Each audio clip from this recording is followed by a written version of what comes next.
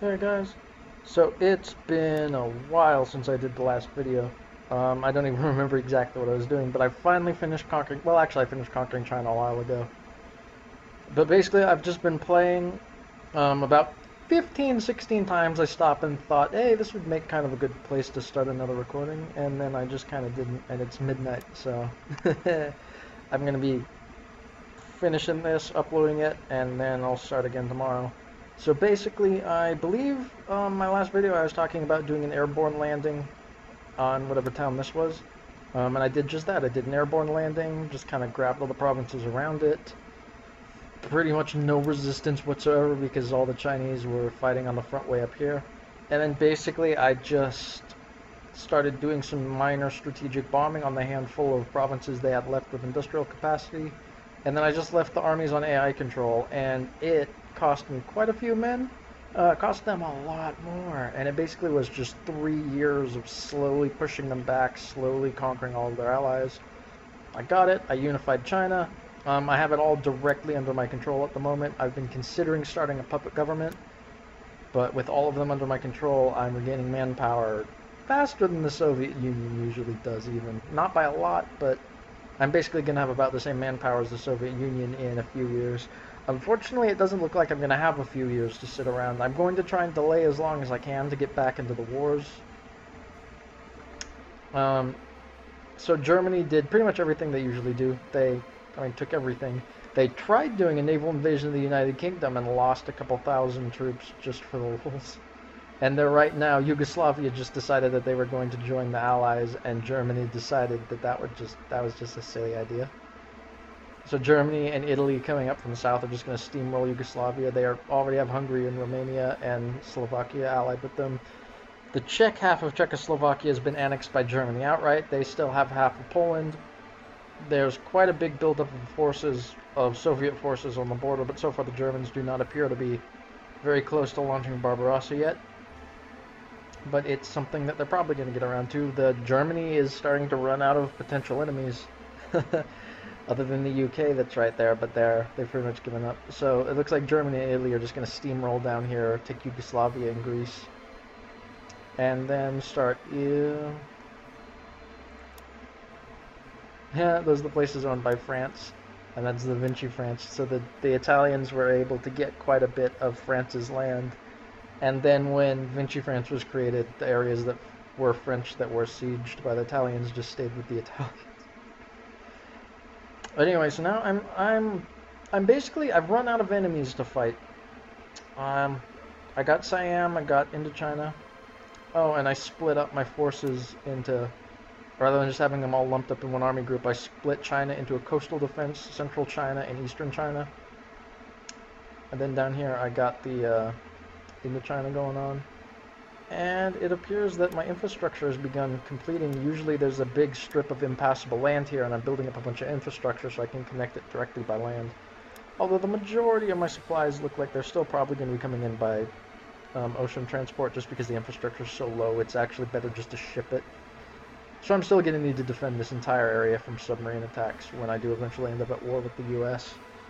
Which is going to suck. And I'm also mass-producing garrison troops. My original plan was to just use the massive armies that I used to conquer China also to hold China. But I'm going to build massive dedicated garrison troops that are really cost-effective and really cheap and really low manpower. So then I can start pulling out all of my armies, because I built these armies using naval infantry for the lulz. no real reason at the time other than they're effective units. Now I can start pulling them out and using them as an amphibious invasion force, which is sort of what I'm planning on doing. So I have all of these, and they don't have any tanks in them, which is something that I'm starting to do. All of my units that I'm producing now, I have this one army here, and I'm making several more all at the same time. They still have naval, or still have marines, but all my future ones are going to be built with commandos instead.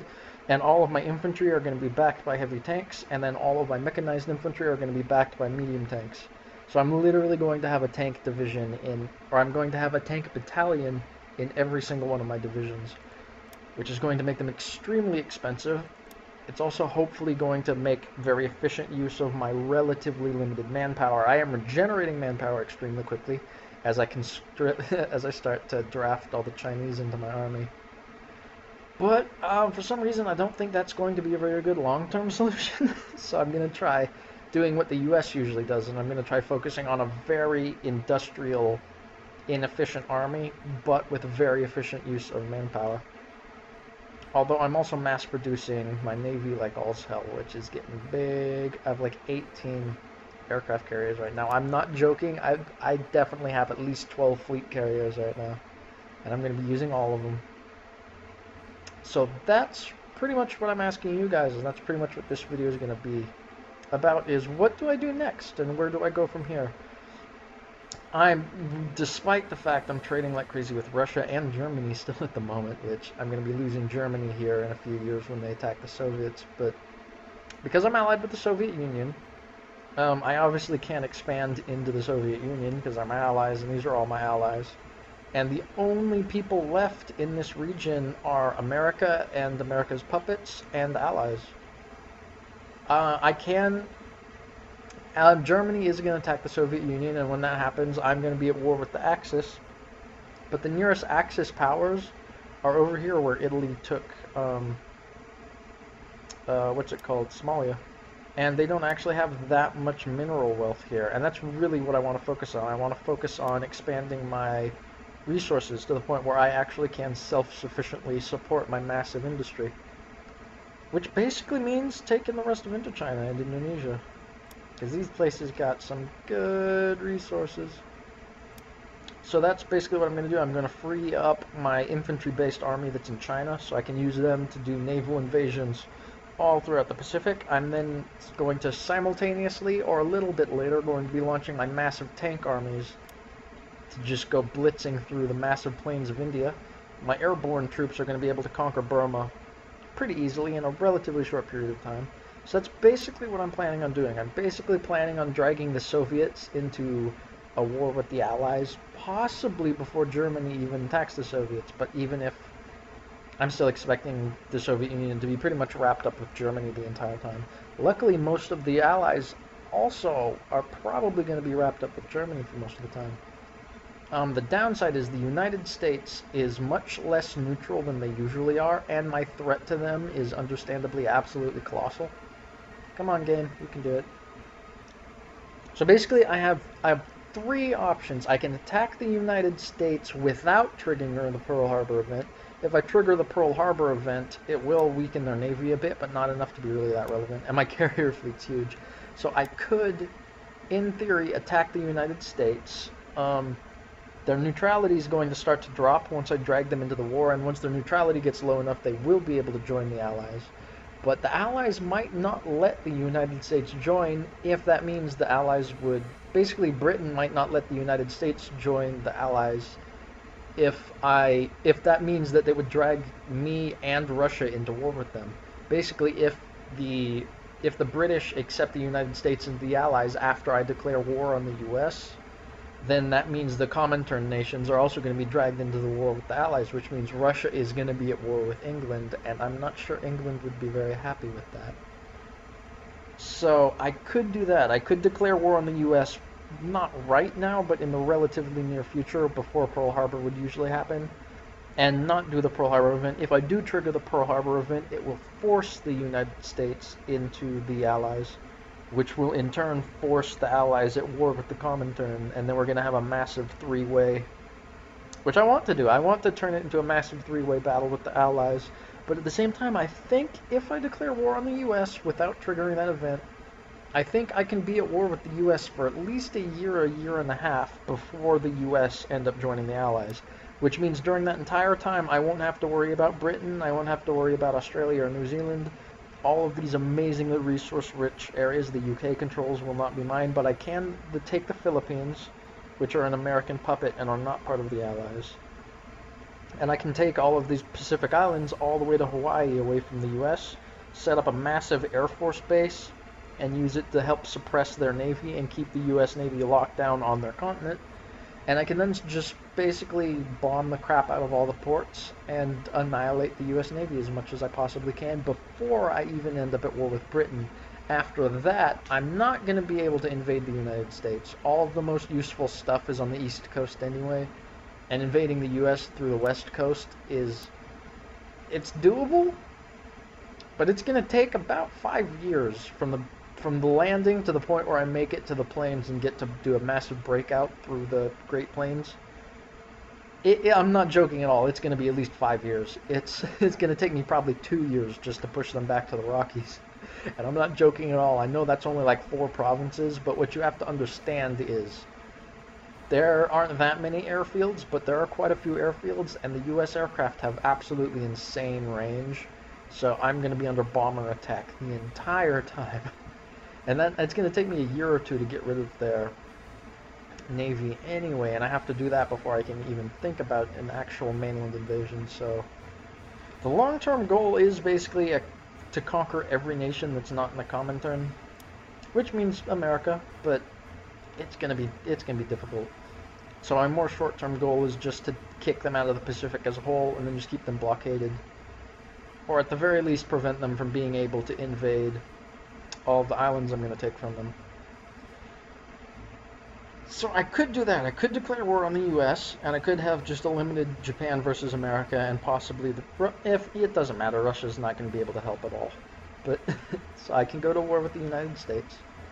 Hopefully they stay out of the Allies long enough for me to kick them out of the Pacific, and then I can end up at war with the Allies, take all these resource-rich areas, and then while maintaining the blockade of the U.S., I can then focus the rest of my forces on taking India and Burma.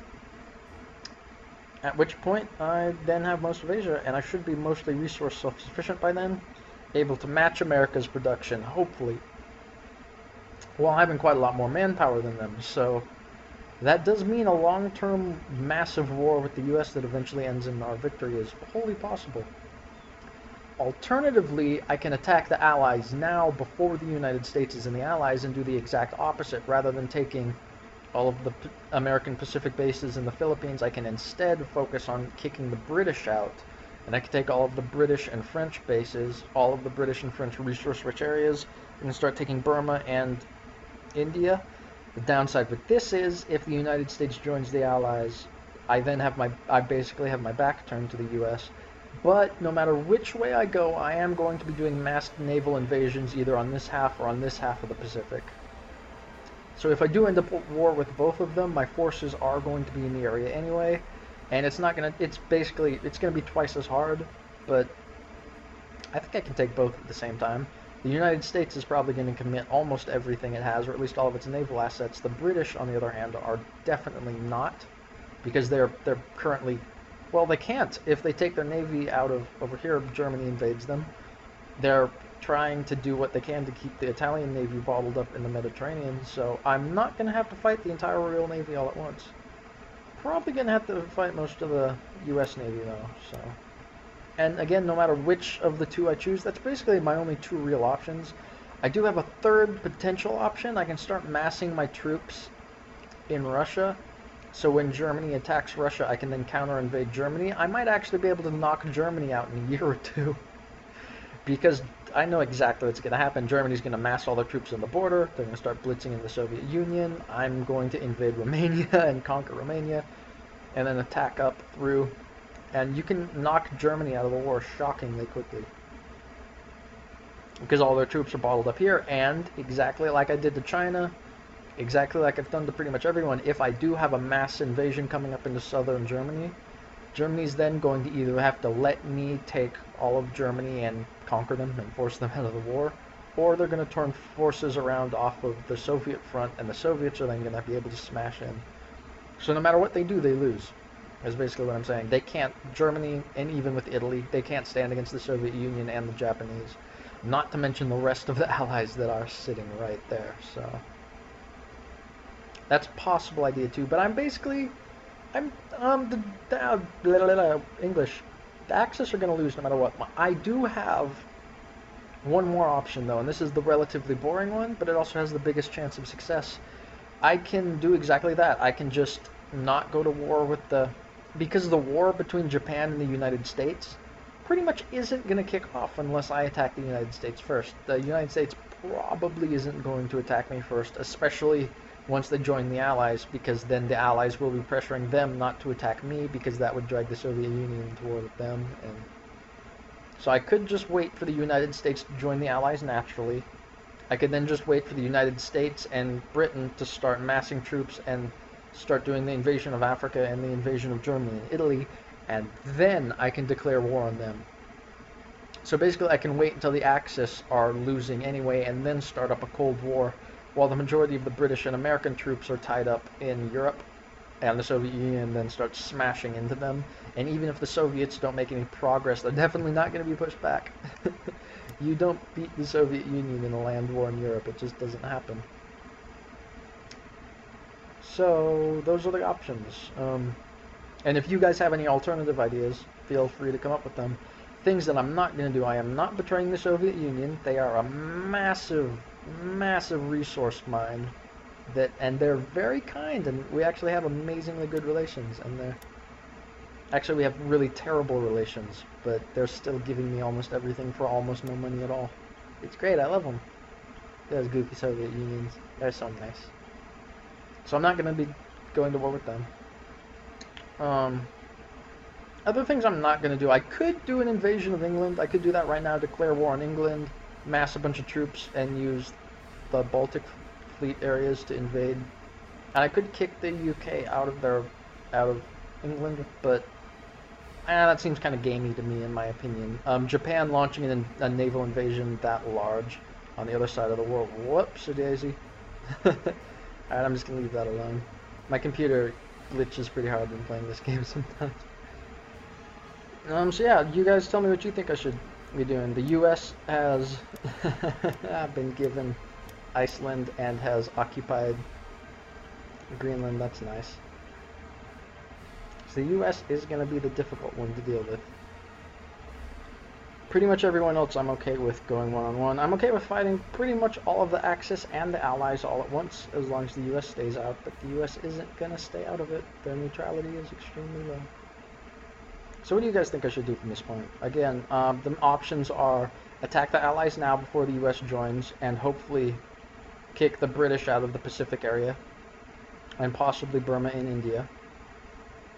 Or attack the United States before they join the Allies, and force the US out of the Pacific, destroy most of their fleet, and get them in a position so they can't counter-invade me for several years, and use that several year time to then kick the British out. Basically, those are my two best plans, and those are the two I most want to do. Either quickly kick the British out, and then kick the Americans out, or kick the Americans out, then focus on the British. Basically, I want to secure... Burma isn't that big a deal, to be honest. I'm okay with keeping Burma here, and I'm okay with the British keeping India for now. What I really want, I want all of this. I want Australia too. Australia and New Zealand actually aren't going to be terribly difficult. There's not a lot. All of their victory provinces are on the coast. There's not all of New Zealand's provinces are on the coast. New Zealand doesn't have any inland provinces. Or do they? They do! They do! New Zealand has one inland province. But yeah, my naval forces are going to just... Oh my god, they have two. They have two inland provinces. That is incredible. I didn't know they had any. Oh, is this 3? Oh, my computer froze. It's 3! They have 3 provinces that don't have coastal access. New Zealand, you're a lot bigger than I thought you were. Not by a lot, though. And all of Australia's important provinces are all right there. And there's one right there, and Perth is over here somewhere. There's Perth. I mean, that's it. That's pretty much all there is as far as Australia is concerned. Not a lot in the north, not a lot in the middle. It's a goofy little place. And they have a small rebellion here that they have not... Oh, it's a 2-province rebellion, and they haven't taken care of it yet.